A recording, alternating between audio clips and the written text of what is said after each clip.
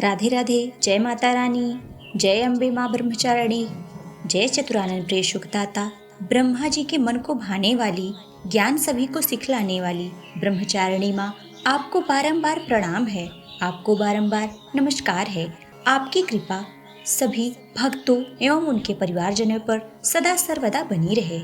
आज नवरात्रि का दूसरा दिन है जो माँ ब्रह्मचारिणी का है। आज की वीडियो में हम आपको मंत्र, प्रार्थना, स्तुति, ध्यान, स्तोत्र, कवच आदि सुनाएंगे। कहा जाता है कि भगवान शिव को पति के रूप में पाने के लिए उन्होंने कठोर तपस्या की, जिसके कारण उन्हें ब्रह्मचारिणी कहा जाने लगा। ऐसा कहा जाता है कि भगवान शिव को अपने पति के रूप में पाने के लिए अपनी तपस्या के दौरान उन्होंने फूलों और फलों के आहार और जमीन पर सोते हुए हजारों साल बिता दिए। इसके अलावा उन्होंने भीषण गर्मी, कठोर सर्दियों और तूफानी बारिश में खुले स्थान पर रहने के दौरान सख्त उपवास का पालन किया। हिंदू पौराणिक कथाओं के अनुसार हजारों वर्ष तक बिल्वपत्र के आहार पर उन्होंने तपस्या की और भगवान शंकर को पाने की प्रार्थना की थी। बाद में उन्होंने बिल्वपत्र खाना भी बंद कर दिया और बिना अन्न जल के अपनी तपस्या जारी रखी।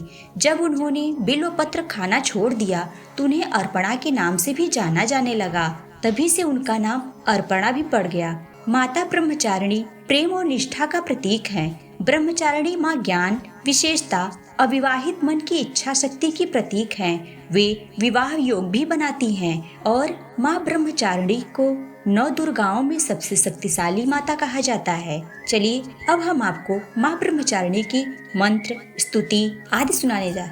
माँ ब्रह्मचारिणी मंत्र। ओम देवी ब्रह्मचारिणे नमः। ओम देवी ब्रह्मचारिणे नमः।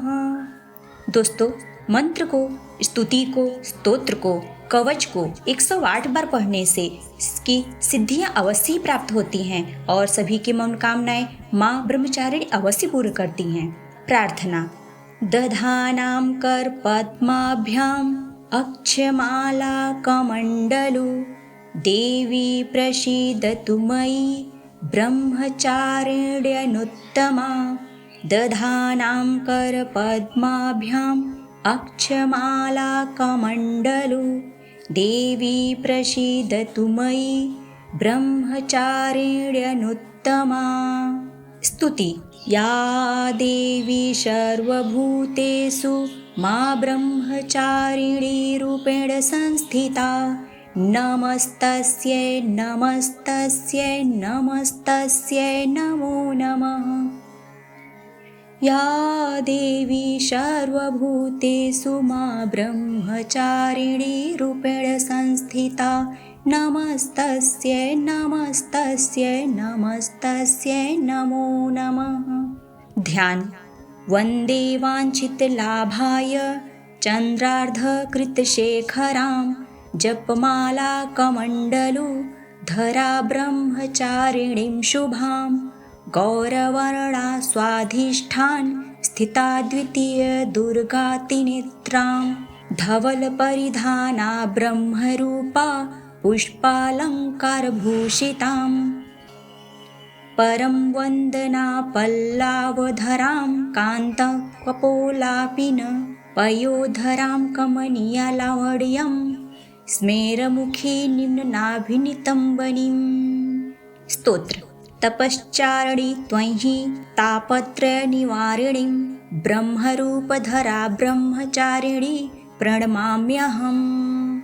शङ्करप्रिया त्वयि भुक्तिमुक्तिदायिनी शान्तिदा ज्ञानदा ब्रह्मचारिणी प्रणमाम्यहम्। कवच। त्रिपुरा मे हृदयं पातु ललाटे पातु शङ्करभामिनी। अर्पण सदा पातु नेत्रो अर्धरी च कपोलो। पंचदशी कंठे पातु मध्यदेशे पातु महेश्वरी। षोडशी सदा पातु नाभो गृहो च पादयो। अंगप्रत्यंग सतत पातु ब्रह्मचारिणी। ओम देवी ब्रह्मचारिणे नमः। ओम देवी ब्रह्मचारिणे नमः। दोस्तों, मंत्र को स्तुति को, स्तोत्र को, कवच को 108 बार पढ़ने से इसकी सिद्धियां अवश्य ही प्राप्त होती हैं और सभी की मनोकामनाएं माँ ब्रह्मचारिणी अवश्य पूर्ण करती हैं। प्रार्थना। दधानां कर पद्माभ्याम अक्षमाला कमंडलु देवी प्रसीदतु मयि ब्रह्मचारिण्यनुत्तमा। दधानां कर पद्माभ्याम अक्षमाला कमंडलु देवी प्रसीदतु मयि ब्रह्मचारिण्यनुत्तमा। स्तुति। या देवी सर्वभूतेषु मां ब्रह्मचारिणी रूपेण संस्थिता नमस्तस्यै नमस्तस्यै नमस्तस्यै नमो नमः। या देवी सर्वभूतेषु मां ब्रह्मचारिणी रूपेण संस्थिता नमस्तस्यै नमस्तस्यै नमस्तस्यै नमो नमः। ध्यान। वन्दे वाञ्छितलाभाय चन्द्रार्धकृतशेखरां जपमाला कमण्डलु धरा ब्रह्मचारिणीं शुभां गौरवर्णा स्वाधिष्ठान स्थिता द्वितीय दुर्गातिनेत्रां धवलपरिधाना ब्रह्मरूपा पुष्पालङ्कारभूषितां परं वन्दना पल्लावधरां कान्तकपोलापिन पयोधरां कमनीयलावण्यं स्मेरमुखी निम्ननाभिनितम्बनीं। स्तोत्र। तपश्चारिणी त्वयि तापत्रयनिवारिणीं ब्रह्मरूपधरा ब्रह्मचारिणी प्रणमाम्यहम्। शङ्करप्रिया त्वयि भुक्तिमुक्तिदायिनी शान्तिदा ज्ञानदा ब्रह्मचारिणी प्रणमाम्यहम्। कवच। त्रिपुरा मे हृदयं पातु ललाटे पातु शङ्करभामिनी अर्पण सदा पातु नेत्रो अर्धरी च कपोलो पञ्चदशी कण्ठे पातु मध्यदेशे पातु महेश्वरी षोडशी सदा पातु नाभो गृहो च पादयो अङ्गप्रत्यङ्ग सतत पातु ब्रह्मचारिणी। ॐ देवी ब्रह्मचारिणे नमः। ॐ देवी ब्रह्मचारिणे नमः।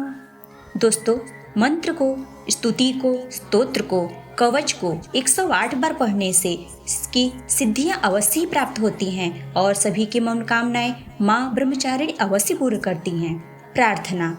दधानां कर पद्माभ्याम अक्षमाला कमण्डलु देवी प्रसीदतु मयि ब्रह्मचारिण्यनुत्तमा। दधानां कर पद्माभ्याम अक्षमाला कमण्डलु देवी प्रसीदतु मयि ब्रह्मचारिण्यनुत्तमा। स्तुति। या देवी सर्वभूतेषु मां ब्रह्मचारिणी रूपेण संस्थिता नमस्तस्यै नमस्तस्यै नमस्तस्यै नमो नमः।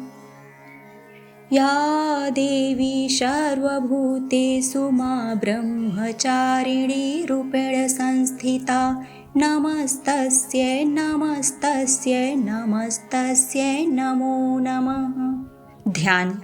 वन्दे वाञ्छितलाभाय चन्द्रार्धकृतशेखरां जपमाला कमण्डलु धरा ब्रह्मचारिणीं शुभां गौरवर्णा स्वाधिष्ठान स्थिता द्वितीय दुर्गातिनेत्रां धवलपरिधाना ब्रह्मरूपा पुष्पालङ्कारभूषितां परं वन्दना पल्लावधरां कान्तकपोलापिन पयोधरां कमनीयलावण्यं स्मेरमुखी निम्ननाभिनितम्बनीं। स्तोत्र। तपश्चारिणी त्वयि तापत्रयनिवारिणीं ब्रह्मरूपधरा ब्रह्मचारिणी प्रणमाम्यहम्। शङ्करप्रिया त्वयि भुक्तिमुक्तिदायिनी शान्तिदा ज्ञानदा ब्रह्मचारिणी प्रणमाम्यहम्। कवच। त्रिपुरा मे हृदयं पातु ललाटे पातु शङ्करभामिनी अर्पण सदा पातु नेत्रो अर्धरी च कपोलो पञ्चदशी कण्ठे पातु मध्यदेशे पातु महेश्वरी षोडशी सदा पातु नाभो गृहो च पादयो अङ्गप्रत्यङ्ग सतत पातु ब्रह्मचारिणी। ॐ देवी ब्रह्मचारिणे नमः। ॐ देवी ब्रह्मचारिणे नमः। दोस्तों, मंत्र को, स्तुति को, स्तोत्र को, कवच को 108 बार पढ़ने से इसकी सिद्धियां अवश्य ही प्राप्त होती हैं और सभी की मनोकामनाएं माँ ब्रह्मचारिणी अवश्य पूर्ण करती हैं। प्रार्थना। दधानां कर पद्माभ्याम् अक्षमाला कमण्डलु देवी प्रसीदतु मयि ब्रह्मचारिण्यनुत्तमा। दधानां कर पद्माभ्याम् अक्षमाला कमण्डलु देवी प्रसीदतु मयि ब्रह्मचारिण्यनुत्तमा। स्तुति। या देवी सर्वभूतेषु मा ब्रह्मचारिणी रूपेण संस्थिता नमस्तस्यै नमस्तस्यै नमस्तस्यै नमो नमः। या देवी सर्वभूतेषु मा ब्रह्मचारिणी रूपेण संस्थिता नमस्तस्यै नमस्तस्यै नमस्तस्यै नमो नमः। ध्यान। वन्दे वाञ्छितलाभाय चन्द्रार्धकृतशेखरां जपमाला कमण्डलु धरा ब्रह्मचारिणीं शुभां गौरवर्णा स्वाधिष्ठान स्थिता द्वितीय दुर्गातिनेत्रां धवलपरिधाना ब्रह्मरूपा पुष्पालङ्कारभूषितां परं वन्दना पल्लावधरां कान्तकपोलापिन पयोधरां कमनीयलावण्यं स्मेरमुखी निम्ननाभिनितम्बनीम्। स्तोत्र। तपश्चारिणी त्वयि तापत्रयनिवारिणीं ब्रह्मरूपधरा ब्रह्मचारिणी प्रणमाम्यहम्। शङ्करप्रिया त्वयि भुक्तिमुक्तिदायिनी शान्तिदा ज्ञानदा ब्रह्मचारिणी प्रणमाम्यहम्। कवच। त्रिपुरा मे हृदयं पातु ललाटे पातु शङ्करभामिनी अर्पण सदा पातु नेत्रो अर्धरी च कपोलो पञ्चदशी कण्ठे पातु मध्यदेशे पातु महेश्वरी षोडशी सदा पातु नाभो गृहो च पादयो अङ्गप्रत्यङ्ग सतत पातु ब्रह्मचारिणी। ॐ देवी ब्रह्मचारिणे नमः। ॐ देवी ब्रह्मचारिणे नमः। दोस्तों, मंत्र को, स्तुति को, स्तोत्र को, कवच को 108 बार पढ़ने से इसकी सिद्धियां अवश्य ही प्राप्त होती हैं और सभी की मनोकामनाएं माँ ब्रह्मचारिणी अवश्य पूर्ण करती हैं। प्रार्थना। दधानां कर पद्माभ्याम् अक्षमाला कमण्डलु देवी प्रसीदतु मयि ब्रह्मचारिण्यनुत्तमा। दधानां कर पद्माभ्याम् अक्षमाला कमण्डलु देवी प्रसीदतु मयि ब्रह्मचारिण्यनुत्तमा। स्तुति। या देवी सर्वभूतेषु मा ब्रह्मचारिणी रूपेण संस्थिता नमस्तस्यै नमस्तस्यै नमस्तस्यै नमो नमः। या देवी सर्वभूतेषु मा ब्रह्मचारिणी रूपेण संस्थिता नमस्तस्यै नमस्तस्यै नमस्तस्यै नमो नमः। ध्यान। वन्दे वाञ्छितलाभाय चन्द्रार्धकृतशेखरां जपमाला कमण्डलु धरा ब्रह्मचारिणीं शुभां गौरवर्णा स्वाधिष्ठान स्थिता द्वितीय दुर्गातिनेत्रां धवलपरिधाना ब्रह्मरूपा पुष्पालङ्कारभूषितां परं वन्दना पल्लावधरां कान्तकपोलापिन पयोधरां कमनीयालावड्यं स्मेरमुखी निम्ननाभिनितम्बनीं। स्तोत्र। तपश्चारिणी त्वयि तापत्रयनिवारिणीं ब्रह्मरूपधरा ब्रह्मचारिणी प्रणमाम्यहम्। शङ्करप्रिया त्वयि भुक्तिमुक्तिदायिनी शान्तिदा ज्ञानदा ब्रह्मचारिणी प्रणमाम्यहम्। कवच।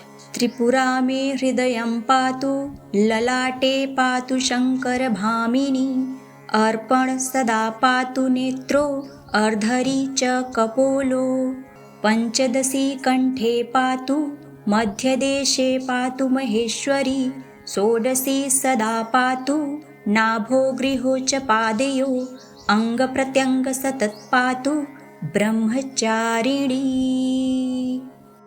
ॐ देवी ब्रह्मचारिणे नमः। ॐ देवी ब्रह्मचारिणे नमः। दोस्तों, मंत्र को, स्तुति को, स्तोत्र को, कवच को 108 बार पढ़ने से इसकी सिद्धियां अवश्य प्राप्त होती हैं और सभी की मनोकामनाएं माँ ब्रह्मचारिणी अवश्य पूर्ण करती हैं। प्रार्थना। दधानां कर पद्माभ्याम अक्षमाला कमण्डलु देवी प्रसीदतु मयि ब्रह्मचारिण्यनुत्तमा। दधानां कर पद्माभ्याम अक्षमाला कमण्डलु देवी प्रसीदतु मयि ब्रह्मचारिण्यनुत्तमा। स्तुति। या देवी सर्वभूतेषु मा ब्रह्मचारिणी रूपेण संस्थिता नमस्तस्यै नमस्तस्यै नमस्तस्यै नमो नमः। या देवी सर्वभूतेषु मा ब्रह्मचारिणी रूपेण संस्थिता नमस्तस्यै नमस्तस्यै नमस्तस्यै नमो नमः। ध्यान। वन्दे वाञ्छितलाभाय चन्द्रार्धकृतशेखरां जपमाला कमण्डलु धरा ब्रह्मचारिणीं शुभां गौरवर्णा स्वाधिष्ठान स्थिता द्वितीय दुर्गातिनेत्रां धवलपरिधाना ब्रह्मरूपा पुष्पालङ्कारभूषितां परं वन्दना पल्लावधरां कान्तकपोलापिन पयोधरां कमनीयालावड्यं स्मेरमुखी निम्ननाभिनितम्बनीं। स्तोत्र। तपश्चारिणी त्वयि तापत्रयनिवारिणीं ब्रह्मरूपधरा ब्रह्मचारिणी प्रणमाम्यहम्। शङ्करप्रिया त्वयि भुक्तिमुक्तिदायिनी शान्तिदा ज्ञानदा ब्रह्मचारिणी प्रणमाम्यहम्। कवच। त्रिपुरा मे हृदयं पातु ललाटे पातु शङ्करभामिनी अर्पण सदा पातु नेत्रो अर्धरी च कपोलो पञ्चदशी कण्ठे पातु मध्यदेशे पातु महेश्वरी षोडशी सदा पातु नाभो गृहो च पादयो अङ्गप्रत्यङ्ग सतत पातु ब्रह्मचारिणी। ॐ देवी ब्रह्मचारिणे नमः। ॐ देवी ब्रह्मचारिणे नमः। दोस्तों, मंत्र को, स्तुति को, स्तोत्र को, कवच को 108 बार पढ़ने से इसकी सिद्धियां अवश्य प्राप्त होती हैं और सभी की मनोकामनाएं माँ ब्रह्मचारिणी अवश्य पूर्ण करती हैं। प्रार्थना। दधानां कर पद्माभ्याम अक्षमाला कमण्डलु देवी प्रसीदतु मयि ब्रह्मचारिण्यनुत्तमा दधानां करपद्माभ्याम् अक्षमालाकमण्डलु देवी प्रसीदतु मयि ब्रह्मचारिण्यनुत्तमा। स्तुति। या देवी सर्वभूतेषु मा ब्रह्मचारिणी रूपेण संस्थिता नमस्तस्यै नमस्तस्यै नमस्तस्यै नमो नमः। या देवी सर्वभूतेषु मा ब्रह्मचारिणी रूपेण संस्थिता नमस्तस्यै नमस्तस्यै नमस्तस्यै नमो नमः। ध्यान। वन्दे वाञ्छितलाभाय चन्द्रार्धकृतशेखरां जपमालाकमण्डलु धरा ब्रह्मचारिणीं शुभां गौरवर्णा स्वाधिष्ठान स्थिता द्वितीय दुर्गातिनेत्रां धवलपरिधाना ब्रह्मरूपा पुष्पालङ्कारभूषितां परं वन्दना पल्लावधरां कान्तकपोलापिन पयोधरां कमनीयलावण्यं स्मेरमुखी निम्ननाभिनितम्बनीम्। स्तोत्र। तपश्चारिणी त्वयि तापत्रयनिवारिणीं ब्रह्मरूपधरा ब्रह्मचारिणी प्रणमाम्यहम्। शङ्करप्रिया त्वयि भुक्तिमुक्तिदायिनी शान्तिदा ज्ञानदा ब्रह्मचारिणी प्रणमाम्यहम्। कवच। त्रिपुरा मे हृदयं पातु ललाटे पातु शङ्करभामिनी अर्पण सदा पातु नेत्रो अर्धरी च कपोलो पञ्चदशी कण्ठे पातु मध्यदेशे पातु महेश्वरी षोडशी सदा पातु नाभो गृहो च पादयो अङ्गप्रत्यङ्ग सतत पातु ब्रह्मचारिणी। ॐ देवी ब्रह्मचारिणे नमः। ॐ देवी ब्रह्मचारिणे नमः। दोस्तों, मंत्र को, स्तुति को, स्तोत्र को, कवच को 108 बार पढ़ने से इसकी सिद्धियां अवश्य ही प्राप्त होती हैं और सभी की मनोकामनाएं माँ ब्रह्मचारिणी अवश्य पूर्ण करती हैं। प्रार्थना। दधानां कर पद्माभ्याम् अक्षमालाकमण्डलु देवी प्रसीदतु मयि ब्रह्मचारिण्यनुत्तमा दधानां करपद्माभ्याम् अक्षमालाकमण्डलु देवी प्रसीदतु मयि ब्रह्मचारिण्यनुत्तमा। स्तुति। या देवी सर्वभूतेषु मा ब्रह्मचारिणी रूपेण संस्थिता नमस्तस्यै नमस्तस्यै नमस्तस्यै नमो नमः। या देवी सर्वभूतेषु मा ब्रह्मचारिणी रूपेण संस्थिता नमस्तस्यै नमस्तस्यै नमस्तस्यै नमो नमः। ध्यान। वन्दे वाञ्छितलाभाय चन्द्रार्धकृतशेखरां जपमालाकमण्डलु धरा ब्रह्मचारिणीं शुभां गौरवर्णा स्वाधिष्ठान स्थिता द्वितीय दुर्गातिनेत्रां धवलपरिधाना ब्रह्मरूपा पुष्पालङ्कारभूषितां परं वन्दना पल्लावधरां कान्तकपोलापिन पयोधरां कमनीयलावण्यं स्मेरमुखी निम्ननाभिनितम्बनीम्। स्तोत्र। तपश्चारिणी त्वयि तापत्रयनिवारिणीं ब्रह्मरूपधरा ब्रह्मचारिणी प्रणमाम्यहम्। शङ्करप्रिया त्वयि भुक्तिमुक्तिदायिनी शान्तिदा ज्ञानदा ब्रह्मचारिणी प्रणमाम्यहम्। कवच। त्रिपुरा मे हृदयं पातु ललाटे पातु शङ्करभामिनी अर्पण सदा पातु नेत्रो अर्धरी च कपोलो पञ्चदशी कण्ठे पातु मध्यदेशे पातु महेश्वरी षोडशी सदा पातु नाभो गृहो च पादयो अङ्गप्रत्यङ्ग सतत पातु ब्रह्मचारिणी।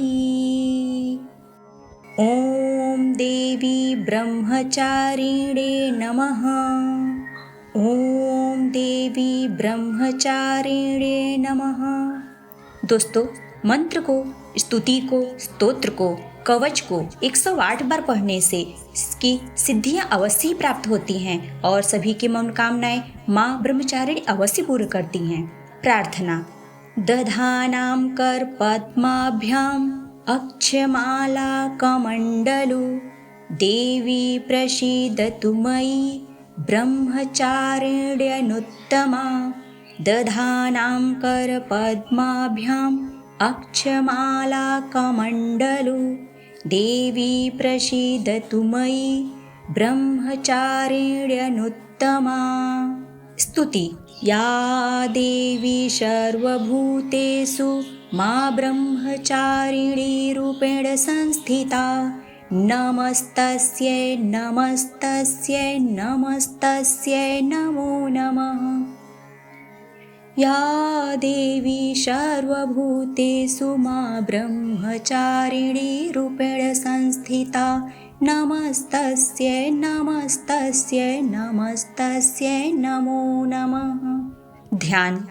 वन्दे वाञ्छितलाभाय चन्द्रार्धकृतशेखरां जपमाला कमण्डलु धरा ब्रह्मचारिणीं शुभां गौरवर्णा स्वाधिष्ठान स्थिता द्वितीय दुर्गातिनेत्रां धवलपरिधाना ब्रह्मरूपा पुष्पालङ्कारभूषिताम् परं वन्दना पल्लावधरां कान्तकपोलापिन पयोधरां कमनीयलावण्यं स्मेरमुखी निम्ननाभिनितम्बनीम्। स्तोत्र।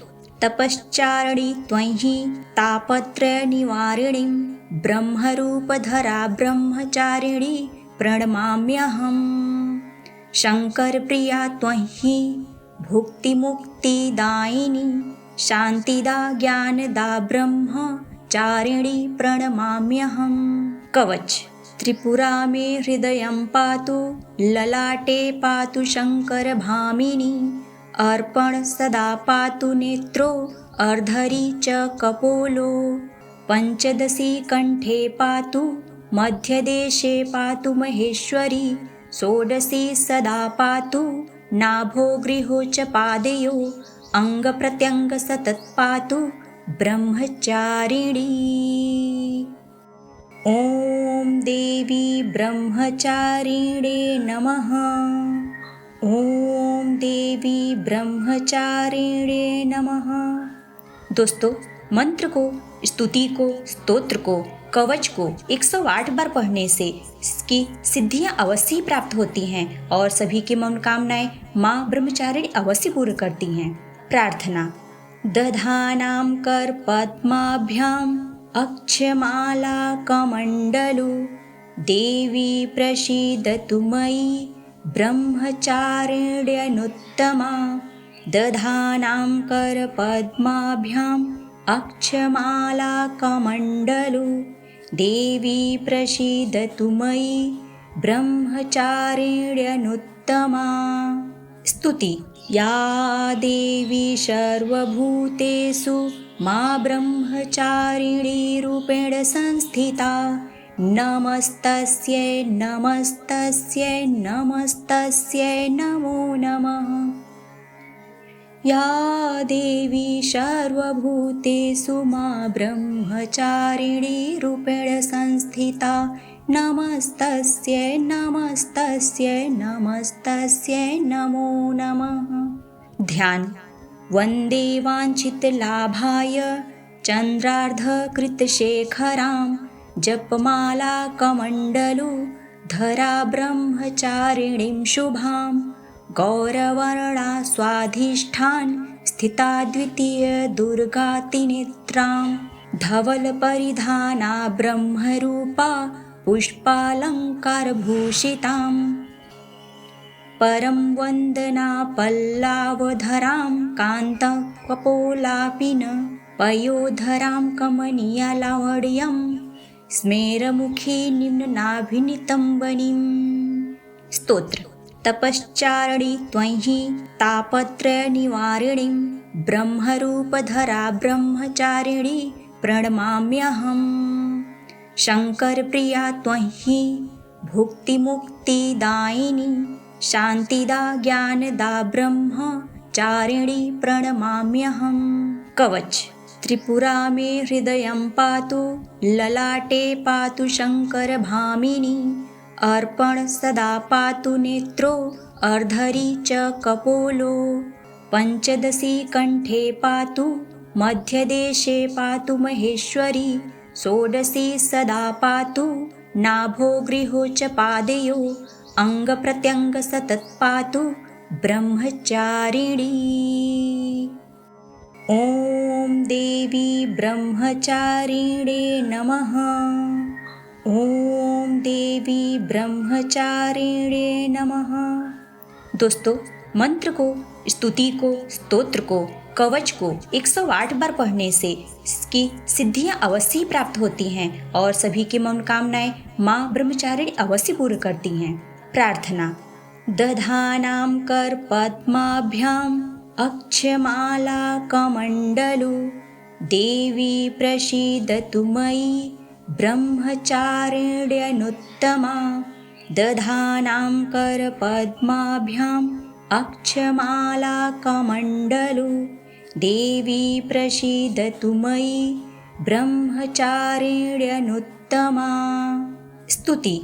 या देवी सर्वभूतेषु मा ब्रह्मचारिणी रूपेण संस्थिता नमस्तस्यै नमस्तस्यै नमस्तस्यै नमो नमः। या देवी सर्वभूतेषु मा ब्रह्मचारिणी रूपेण संस्थिता नमस्तस्यै नमस्तस्यै नमस्तस्यै नमो नमः। ध्यान। वन्दे वाञ्छितलाभाय चन्द्रार्धकृतशेखरां जपमाला कमण्डलु धरा ब्रह्मचारिणीं शुभां गौरवर्णा स्वाधिष्ठान स्थिता द्वितीय दुर्गातिनेत्रां धवलपरिधाना ब्रह्मरूपा पुष्पालङ्कारभूषिताम् परं वन्दना पल्लावधरां कान्तकपोलापिन पयोधरां कमनीयालावड्यं स्मेरमुखी निम्ननाभिनितम्बनीम्। स्तोत्र। तपश्चारिणी त्वयि तापत्रयनिवारिणीं ब्रह्मरूपधरा ब्रह्मचारिणी प्रणमाम्यहम्। शङ्करप्रिया त्वयि भुक्तिमुक्तिदायिनी शान्तिदा ज्ञानदा ब्रह्मचारिणी प्रणमाम्यहम्। कवच। त्रिपुरा मे हृदयं पातु ललाटे पातु शङ्करभामिनी अर्पण सदा पातु नेत्रो अर्धरी च कपोलो पञ्चदशी कण्ठे पातु मध्यदेशे पातु महेश्वरी षोडशी सदा पातु नाभो गृहो च पादयो अङ्गप्रत्यङ्ग सतत पातु ब्रह्मचारिणी।